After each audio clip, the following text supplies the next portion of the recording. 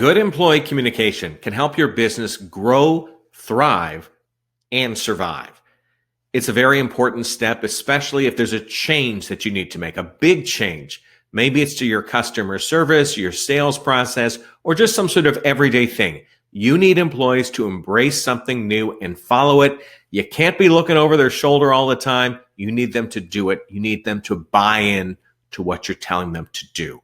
How do you make sure this process works smoothly? We're going to talk about employee communication today. My name is Ken Okel. I'm a professional speaker.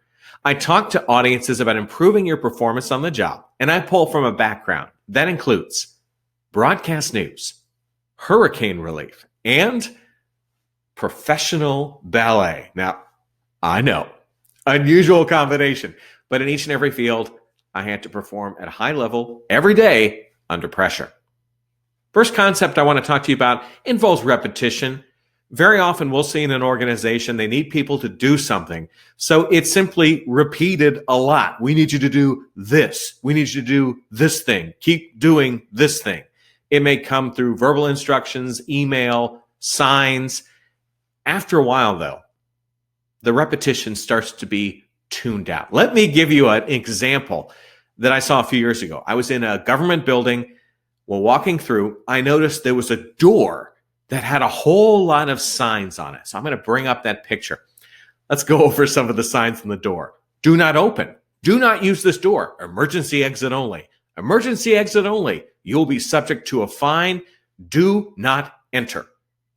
So what was the deal with the door?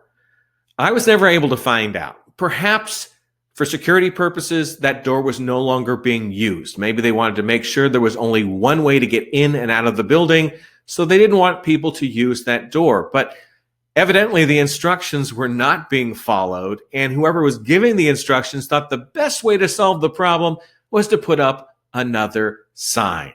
Didn't seem like it was working, and for anyone who was walking by, you'd kind of stop and be like, that looks a little strange.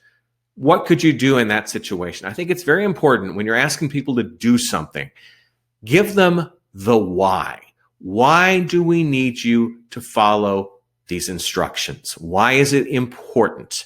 Can you finish that sentence, that thought? For instance, let's say that door was not supposed to be used for security purposes. In order to keep everyone safe, we're asking you not to use this door. Please do not use this door. We want everyone to be safe. Good way to explain the situation to people. Using that door could affect the safety of all. Please don't use the door. Much better than just saying, don't use the door. Because if you come to a time when you want to get out real fast, just for fun, you may be tempted to use that door. So make sure that you avoid repetition and you give a why in terms of why you need people to make a change. As a leader, if you're asking people to do things, you need to demonstrate that thing as well. You need to walk the talk so that you're following your own rules. Sometimes, I know you get in a hurry, you're a little busy, you don't follow the rule that you've told people to do. I don't know what that is in your situation, but it could just be something even simple. Like maybe you're not supposed to walk on the grass and people see you walking across the grass and you're like, well, I'm busy. I'm the boss. I can take a shortcut. Yeah, but you're kind of undermining yourself when you do that. Make sure that you are the model employee you want other people to be. Related to the repetition we talked about earlier, sometimes leaders introduce concepts and they kind of say, this is the end of the world if we can't do this. I understand. Sometimes you really need to communicate urgency. But if it's the fifth time you've said that in the past quarter, then before long, people aren't going to believe you. It's going to be like you're the little boy who cried wolf. The repetition there just doesn't stick anymore. People don't get the urgency. I do think it's important to communicate stakes. For instance, if we don't reach this amount of sales, then we may face layoffs. So please follow our path that we've set up to try to boost our sales. That's a little different than just saying, this is the biggest thing we've ever had to do. We need you to do it. If you keep going to that bag of tricks, over time, people are going to start to tune you out. Here's a bonus tip. When you need people to do something for you, think encourage rather than order. Have you ever been in a store where someone is just barking out orders to you? We need you to stand here. You need to line up your groceries in this way. Have your credit card ready. It's a lot of instructions when you just wanted to buy a couple things. Instead, think about encouraging people. Hi, to serve you better, would you please have your items on the conveyor belt? Oh, thank you so much. Oh, thank you, sir, for getting your items on the conveyor belt in this way. Really appreciate it. Oh, ma'am, would you mind helping us as well by putting your items on the conveyor belt? Thank you so much. Oh, if you wouldn't mind getting your credit card out and ready, we would really appreciate that. Thank you so much. Oh, you are doing a great job having that credit card ready. Gold star for you. See how that works? I just kind of role played it a little bit. When you're encouraging people, you're often giving them the same information in terms of, I need you to do this thing, but it's a little different than being ordered to do it or having someone demand that you do it.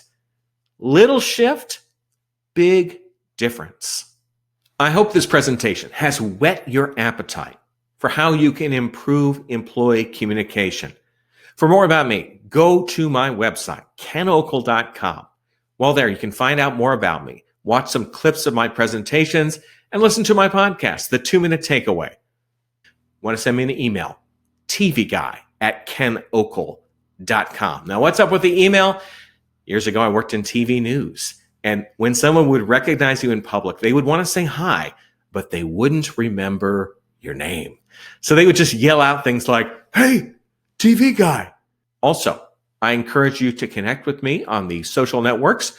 If you send me an invitation to connect on LinkedIn, please put in the note that you send where we first encountered one another, like in this presentation. That way, I know for sure where we met each other, that you're a good connection to have, and not just someone who's a little sneaky and trying to sell me stuff. I think you may have met someone like that before. Continue to focus on how you can improve employee communication in your organization. I think it can really pay off. I'm Ken Okel. Take care.